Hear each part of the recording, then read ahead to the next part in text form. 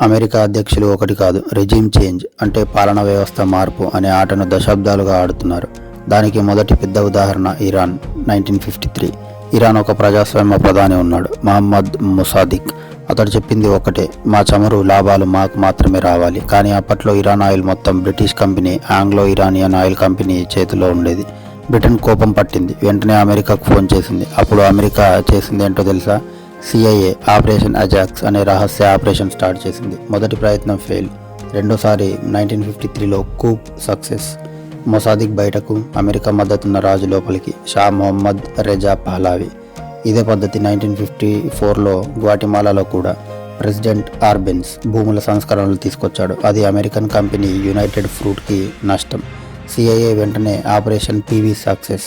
480 తిరుగుబాటు దళాలు, ఆకాశం నుంచి లీఫ్లెట్లు, భయప్రచారం, సైన్యం చేతులెత్తేసింది. ఆర్బెన్స్ బయటకి, అమెరికా మద్దతున్న మిలిటరీ అధికారి లోపలికి. తర్వాత టార్గెట్ క్యూబా. ఫిడెల్ క్యాస్ట్రోని తొలగించాలని ప్రయత్నం. సిఐఏ ట్రైన్ చేసిన క్యూబన్ ఎగ్జైల్స్తో దాడి, ఫెయిల్. దాని ఫలితం 1962 క్యూబన్ మిసైల్ క్రైసిస్. 1963లో వియత్నాం. అమెరికాకు నచ్చని అధ్యక్షుడు దిన్ డిఎం, అతన్ని కూడా తొలగించారు. అదే సంవత్సరం ఇరాక్. ప్రధాని అబ్దుల్ కరీం కాసిం హత్య. బాత్ పార్టీ అధికారంలోకి వచ్చింది. అదే పార్టీ నుంచి భవిష్యత్తులో సద్దాం హుస్సేన్ కూడా. 1973లో Chile. President Salvador Allende. Nixon సిఐఏకి చెప్పాడు, చిలీ ఆర్థిక వ్యవస్థను నిలిపివేయండి అని. ఫలితం ఆలెండే పడిపోయాడు, పినోషే డిక్టేటర్ అయ్యాడు.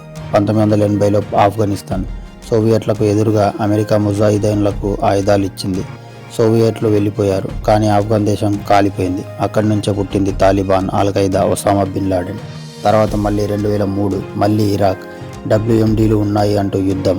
ఏమీ దొరకలేదు, కానీ దేశం మాత్రం ధ్వంసం అయిపోయింది. అక్కడి నుంచే పుట్టింది ఐసిస్.